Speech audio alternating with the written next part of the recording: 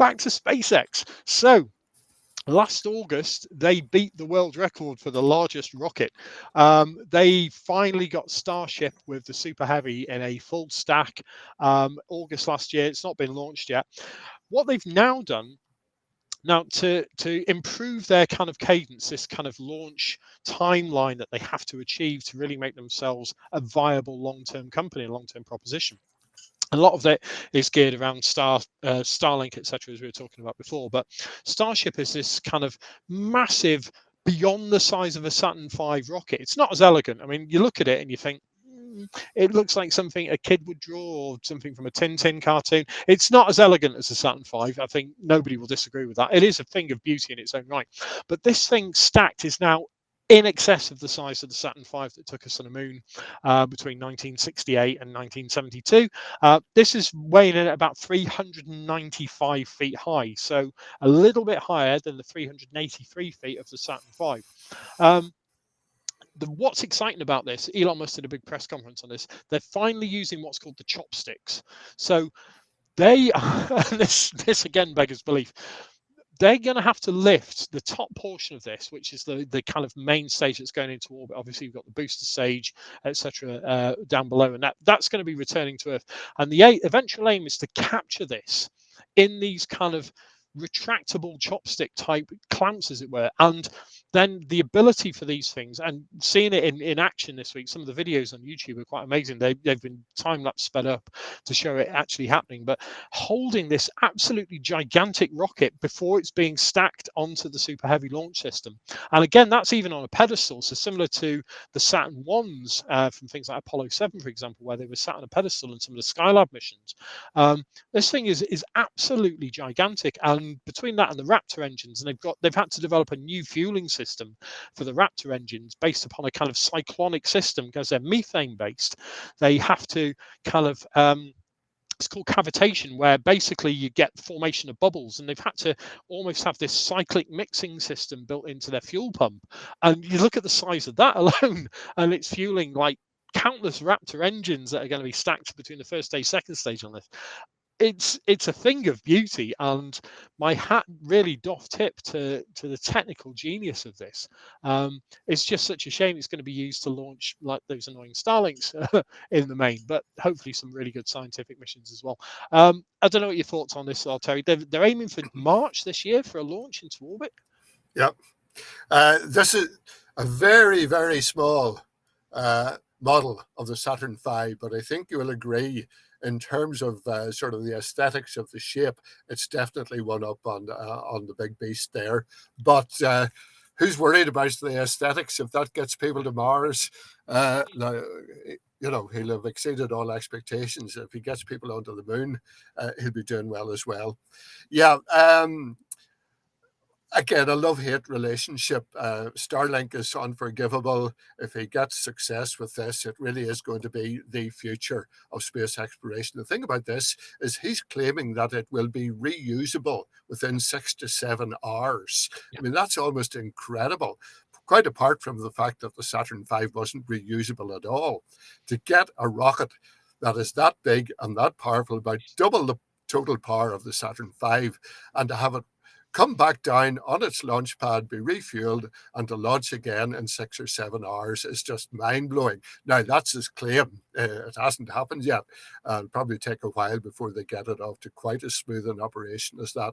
But nevertheless, to have that as a name just shows how far-sighted and sort of economically and even environmentally sound, if you like, he is in that respect, because all the stuff that was launched by the Americans up to now was ended up basically scrapped, either falling into the sea or burning up in the atmosphere as it came back down. Yep. He is going to be reusing most of this stuff, and you have to give him full credit for that. So there's a couple of sort of milestones coming up. The first full launch. Then in, I think, 2025, he's going to do an orbit around the moon and back again with a Chinese billionaire on board. And then the landing with Artemis on the moon, currently, I think, 2026. That is going to be just unbelievable to watch. Something as big as that, the top stage of that. Landing on the moon. Yeah, landing on the moon. And no doubt he will have cameras everywhere to show it. because he's certainly very good on the PR. I As really, no, sorry, Terry, go on. No, I was just going to say, as for colonizing Mars, that is a totally different issue. We could discuss that till the cows come home, as they say, about the ethics of that and the practicality of it. But even getting a human crew to Mars as part of exploration, as opposed to colonizing, that would be a fantastic, unbelievable achievement. I may see it in my lifetime. I'm not absolutely sure. But yeah, go ahead. No, it's interesting. I mean, you'd say about the top stage, and you think if you've been to the Science Museum in London or you've been to the Smithsonian Museum in Washington, you'll have seen the Apollo landers, the LM-8, which is in Washington, which is one of the test vehicles that was developed for the Apollo missions. And the size of that, and you think it's not an insubstantial, designed essentially to take 2 people down to the lunar surface. They're talking about putting hundreds of people down on the surface of Mars in one of these. And the size of it, as I said, you look at the full stack of that, it's 390 feet high. So the booster stage, which is just over half, about just under 2/3 of the overall size, that's going to come down to land, which is going to make what we've seen with the Falcon Heavy and the Falcon Cores landing in parallel look like a walk in the park. And then to land the top stage, you heard Neil Armstrong and Buzz Aldrin saying, "Oh, we're kicking up some dust." The lunar surface, the regolith on the lunar surface, is hideous. It took the astronauts months to get it out their fingernails and the tips of their fingers. It was absolutely horrendous. Some of the suits, you look at the space suits again at the Smithsonian, like Dave Scott's spacesuit, Neil Armstrong's spacesuit, absolutely caked with encrusted dust. You can't get away from it. It's horrible. It's like microscopic knives digging into you, apparently. You play with some of the lunar meteorites and you grind them up, as some people do, and that's lunar regolith, and it is truly hideous. So it's going to be interesting seeing this thing land on the moon if it does. I hope the first time he attempts it, he doesn't put any people in it, because you look at the first attempts, he's multiple attempts with Starship, and he's only managed to nail one in terms of landing accurately, and that's fantastic. And again, our hats massively tipped to him.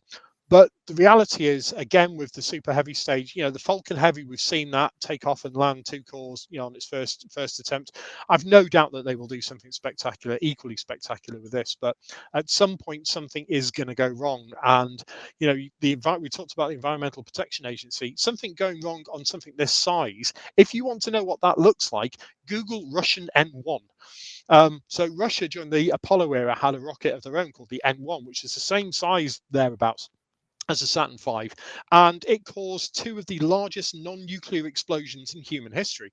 One on the launch pad that killed lots of people and blew up the entire pad, and then several just after takeoff. So if this thing were to go wrong, either on the pad shortly after launch or on descent, not so bad, because obviously, hopefully a good proportion of fuel has been burnt off. It's going to be spectacular. So watch this space come March this year. Fingers crossed. I mean, we all hope it works, but as I said, love-hate relationship.